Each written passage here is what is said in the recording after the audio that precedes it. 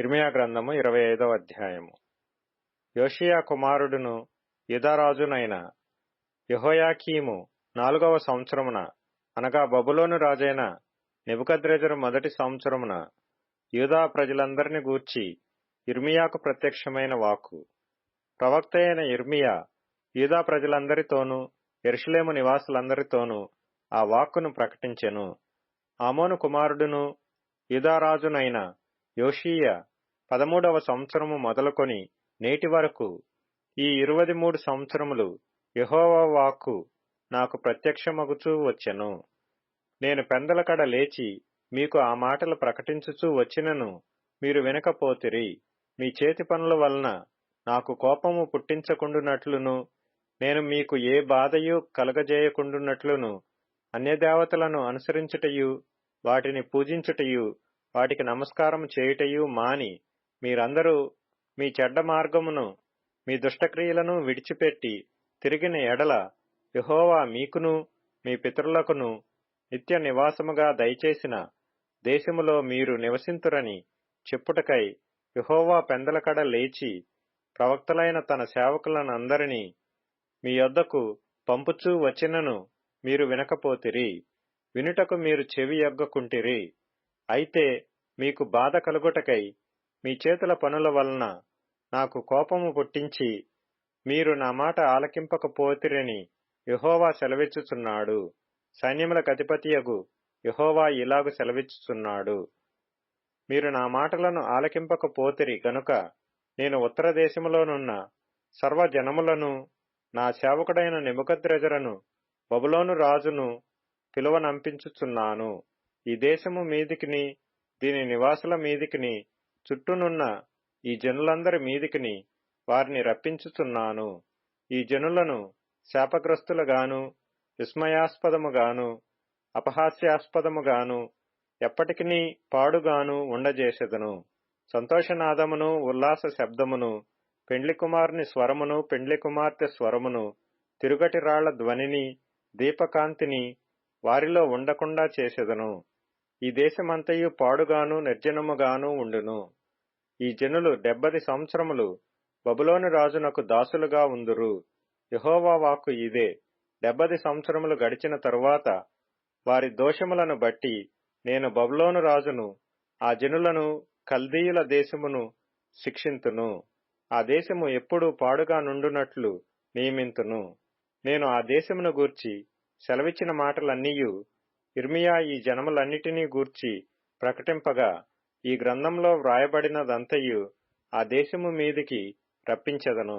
ఏలయనగా నేను వారి క్రియలను బట్టియు వారి చేతి కార్యములను బట్టియు వారికి ప్రతీకారము చేయునట్లు అనేక జనములను మహారాజులను వారి చేత సేవ చేయించుకొందురు. ఇశ్రాయేలు దేవుడైన యెహోవా నాకీలాగు సెలవిచ్చుచున్నాడు. నీవు ఈ క్రోధపు మద్య పాత్రను నా చేతిలో నుండి తీసుకొని నేను నిన్ను పంపుచున్న జనములన్నిటికీ దాని త్రాగింపుము. వారు దాని త్రాగి సొక్కి సోలుచు నేను వారి మీదకి పంపుచున్న ఖడ్గమును బట్టి వెర్రివాండ్రగుదురు. అంతటా యెహోవా చేతిలో నుండి నేను ఆ పాత్రను తీసుకొని యెహోవా నన్ను పంపిన జనములన్నిటినీ దాని త్రాగించితిని. నేటివలెనే పాడుగాను నిర్జనముగాను అపహాస్యాస్పదముగాను శాపాస్పదముగాను చేయుటకు యెరూషలేమునకును యూదా పట్టణములకును దాని మహారాజులకును దాని అధిపతులకును త్రాగించితిని.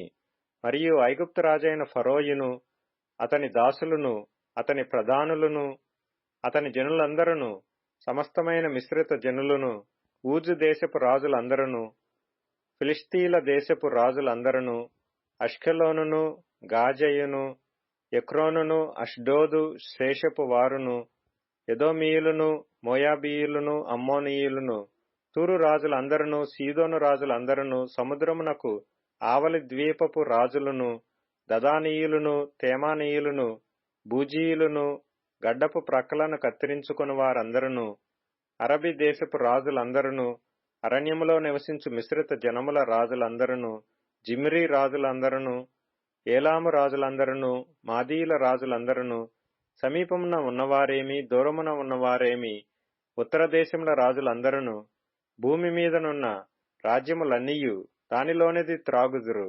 శేషకు రాజు వారి తరువాత త్రాగును. నీవు వారితో ఇలాగు చెప్పుము, ఇశ్రాయేలు దేవుడును సైన్యములకు అధిపతియునైన యెహోవా ఇలాగు సెలవిచ్చుచున్నాడు, నేను మీ మీదికి పంపబోవు యుద్ధము చేత త్రాగి మత్తిల్లి కక్కుకొనిన వారి వలెనే యుండి మీరు మరలా లేవకుండా పడుదురు. మేము త్రాగమని వారు నీ చేతిలో నుండి ఆ పాత్రను తీసుకొననొల్లని ఎడల నీవు వారితో ఇట్లనుము, మీరు అవశ్యముగా దాని త్రాగవలనని సైన్యములకు అధిపతియగు యెహోవా సెలవిచ్చుచున్నాడు.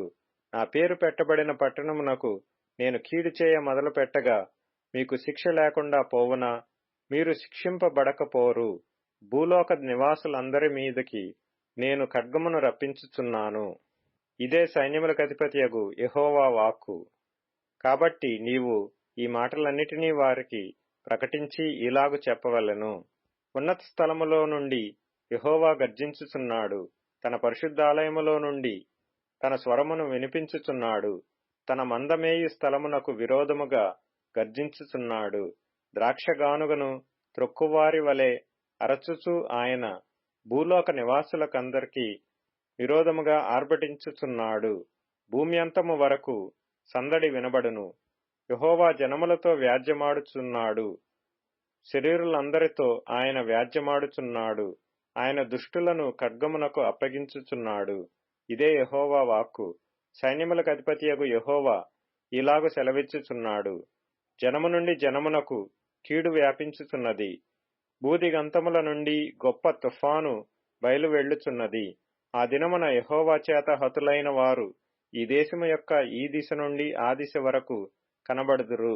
ఎవరునూ వారిని గూర్చి అంగలార్చరు, వారిని సమకూర్చరు, పాతిపెట్టరు. పెంటవలే వారి శవములు నేలమీద పడియుండును. మందకాపరులారా గోలలెత్తుడి, మొర్రపెట్టుడి. మందలోని ప్రధానులారా బూడిద చల్లుకొనుడి. మీరు మరణము నొందుటకై దినములు పూర్తి ఆయను. నేను మిమ్మను చెదరగొట్టెదను. రమ్యమైన పాత్ర వలె మీరు పడుదురు. మందకాపరులకు ఆశ్రయస్థలము లేకపోవును. మందలోని శ్రేష్టమైన వాటికి రక్షణ దొరకకపోవును. ఆలకించుడి, మందకాపరుల మొర్ర వినబడుచున్నది. మందలోని ప్రధానుల గోల వినబడుచున్నది. యెహోవా వారి మేత భూమిని పాడుచేసి ఉన్నాడు. నెమ్మదిగల మేత స్థలములు యెహోవా కోపాగ్ని చేత పాడాయెను. క్రూరమైన ఖడ్గము చేతను ఆయన కోపాగ్ని చేతను వారి దేశము పాడు కాగా, సింహము తన మరుగును విడిచినట్లు ఆయన తన మరుగును విడిచెను.